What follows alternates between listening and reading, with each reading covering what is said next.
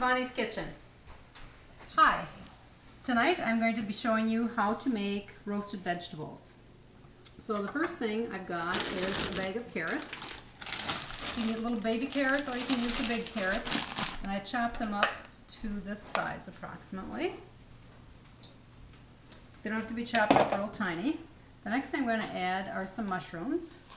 These are already sliced and they'll melt down to a different size once they cook, so I'll just add a few of those. I'm feeding 6 people tonight, 5 or 6 people, so I don't need a lot. Next thing I've got is a red pepper. Again, I'm just going to slice that, adding the red pepper for a little bit of color. If you don't have all of these fresh vegetables, it's perfectly fine to mix some fresh vegetables with frozen vegetables, and I'll be doing some of that as well.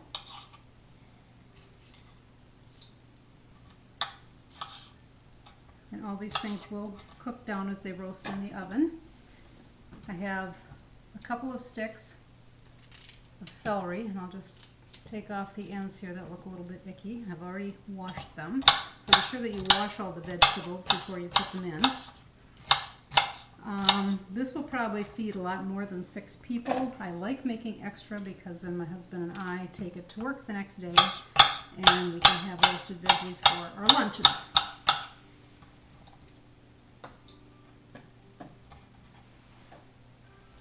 I also have an onion, and I cut this in fairly big pieces as well.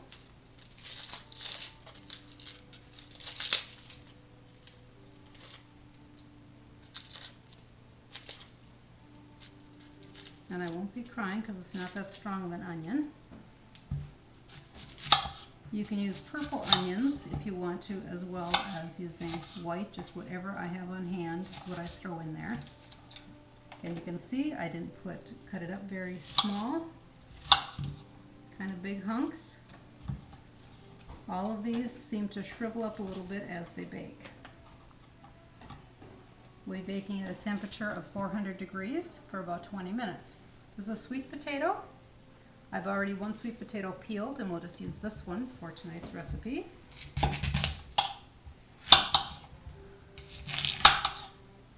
And I know I should probably have a sharper knife, but I always think I'm going to cut myself, so I make do with the knives I have. And again, those pieces are fairly big hunks. Sweet potato is not as dense as you might think it is. It cooks up pretty nice if you don't get it too small. Carrots are actually more dense than a sweet potato is. So you can see that it doesn't take very long to prepare veggies. Mostly chopping.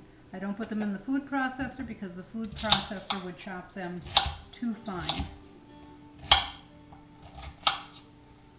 So if you are preparing a meal for clients at a home, it gets a little bit timely when you have to chop, but if you can find some time of your day or get some of the clients to do some of the work with you, that would be great too.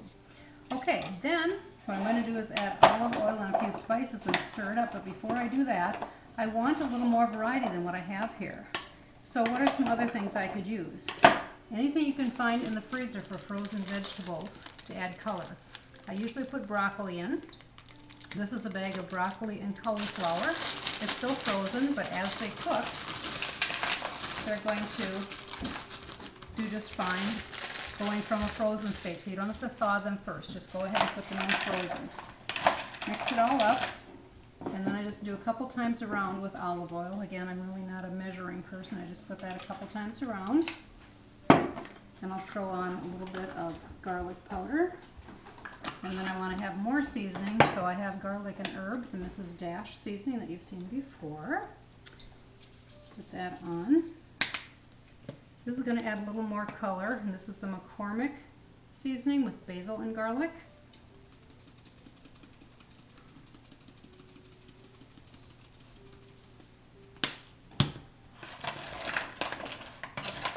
And then again, just stir it up so the oil gets a little bit more evenly distributed. When you're ready, take it and put it on a cookie sheet.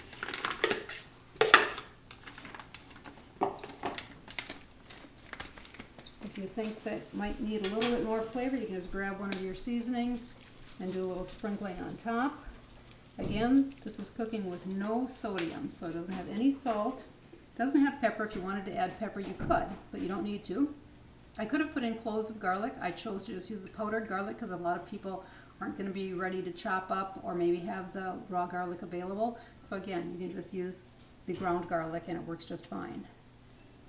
When I get to the end of cooking, I'm going to bake this again for 20 minutes at about 400 degrees. I will cover it with tin foil when I bake it. And then when I get to the end of baking, I can sprinkle the top with Parmesan cheese, because Parmesan cheese gives you a flavor that your brain recognizes as, oh, this makes me feel full. So when you study the science of satiety and how it makes your body feel full and how it makes your tongue feel satisfied, a little bit of Parmesan cheese goes a long way. So you can add that if you want to, if you don't have anyone who's allergic to dairy products.